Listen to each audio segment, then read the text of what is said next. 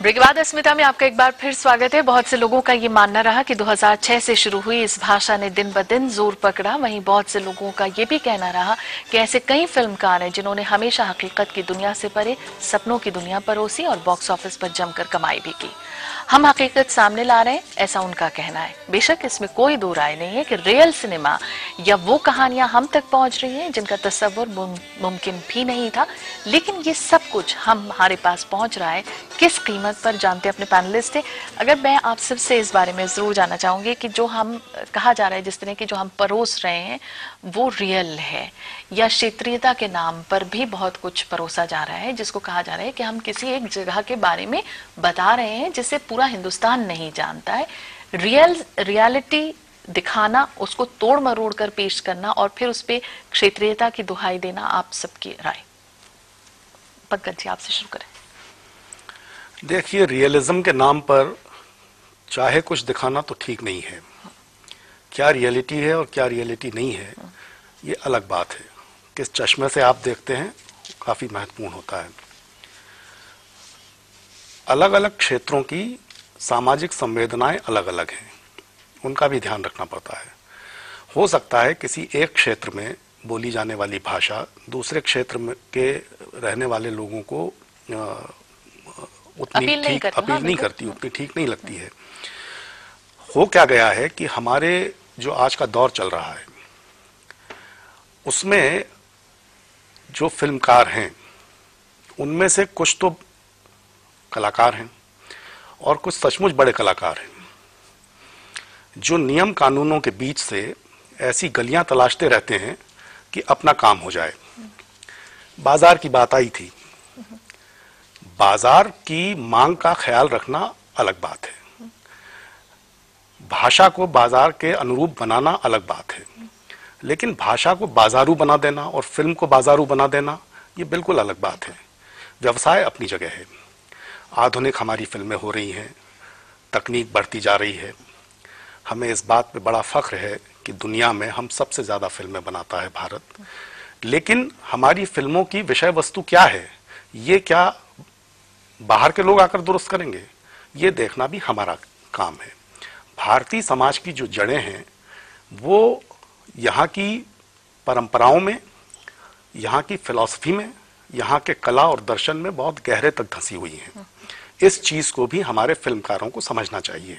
यथार्थ सामने आए, जरूर आना चाहिए, लेकिन यथार्थ सिर्फ वही नहीं है जो आप दिखाना चाहते हैं।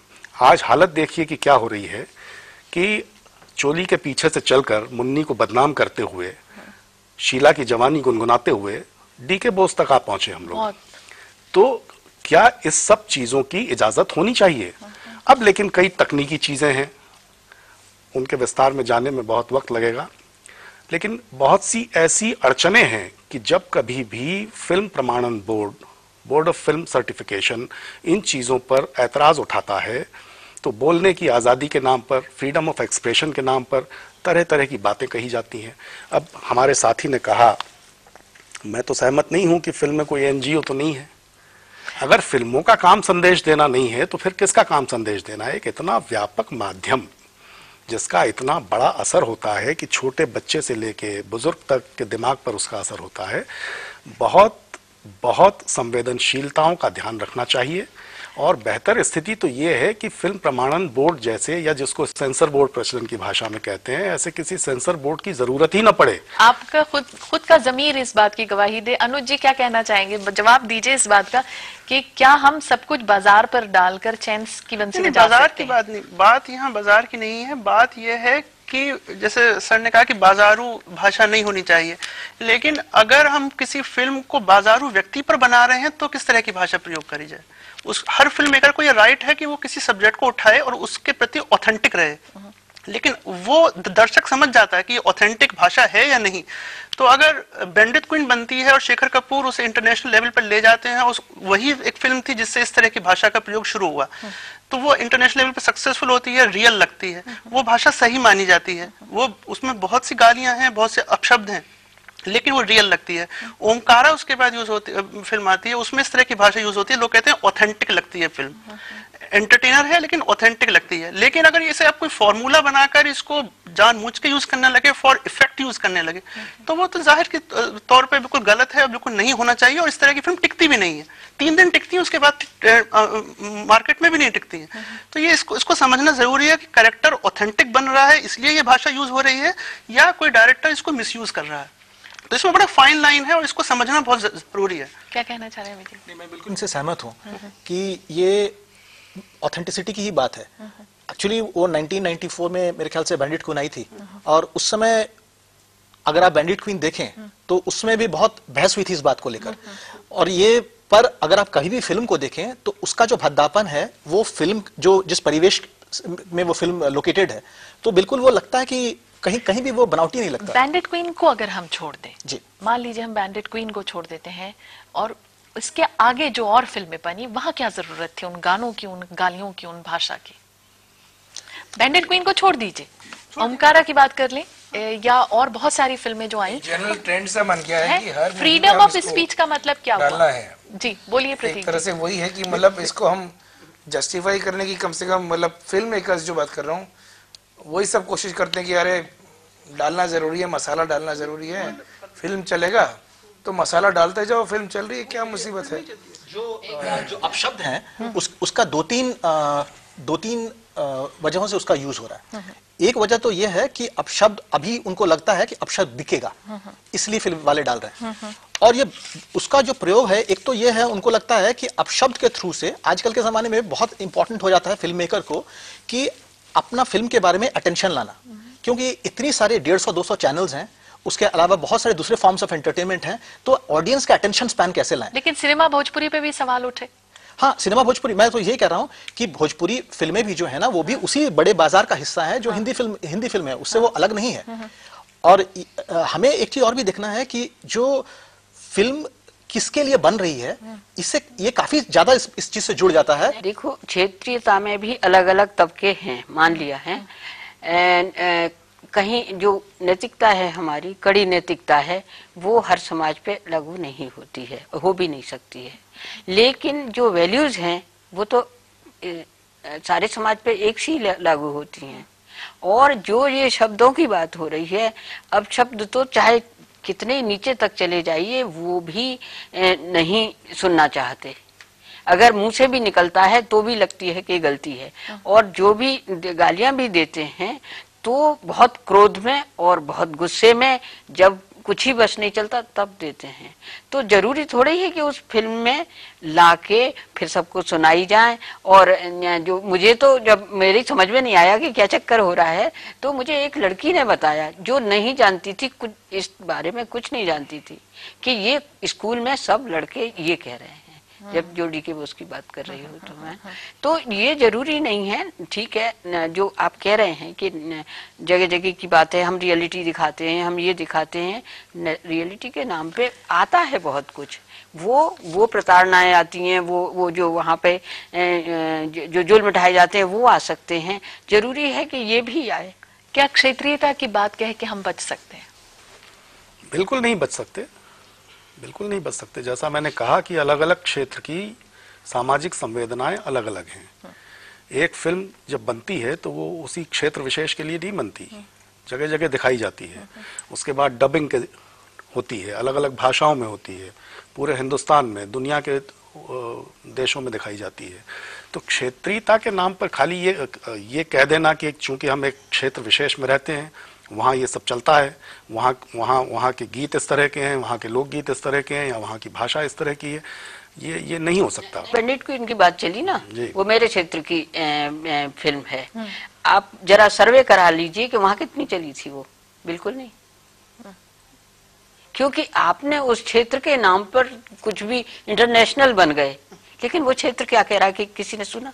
जिस क्षेत्र की फिल्म बनती है उसके लिए तो वो फिल्म वो देखना चाहता है जो एस्केपिस्ट हो। उस रीजन में वो फिल्म नहीं चलती, वो दूसरे के लिए फैंटेसी बन जाती है। नहीं तो क्या हम ये माने, अनुज जी, एज ए फिल्म क्रिटिक आप मुझे ये बताइए, क्या हम ये माने कि जब क्षेत्रीयता की बात होती है तो क्या उन क्षेत्रीय इलाकों में क्या सिर्फ इन्हीं भद्दी गालियों का चलन होता है, इसी तरह के डांसेस होते हैं, औरत को इसी तरह से प्रस्तुत किया जाता है, क्या ये माना जाए? मैंने आपसे कहा ना, वो ऑथेंटिसिटी का है। अगर आपको फिल्म को देखकर लगे ऐसा कि इस क्षेत्र में ऐसा होता है और मैं इस फिल्म से जुड़ रहा हूँ, तो वो फिल्म सही है। लेकिन अगर उसमें आपको लगे कि ये तो इफेक्ट के लिए डाला गया है, कुछ पैसे बटोरने के लिए ये किया गया है, तो आपको खुद ही वो फील हो जाएगा कि ये फिल्म रियल नहीं है। तो ये तो आपके अंदर की बात है, आप उससे जुड़ते हैं तो आपको लगेगा। लोग इनर कॉन्शियस को तो वही, अगर आप उसको इफेक्ट के लिए देख रहे हैं और ये समाज मसला है वो क्या सिर्फ दर्शकों के लिए लिए ही है। हैं? हाँ, जो फिल्मकार हैं, जो हमारे कलाकार हैं, जो अभिनेता हैं, जो गीतकार हैं, जो फिल्म लेखक हैं, उनकी कोई जिम्मेदारी नहीं है। मतलब हम तो बनाकर पेश कर देंगे, इसके बाद में आपका इनर कॉन्शियस अलाउ करता है तो ठीक है, नहीं करता है तो ठीक है। ये क्या नहीं कहना होना चाह रहे चाहिए। प्रतीक जी?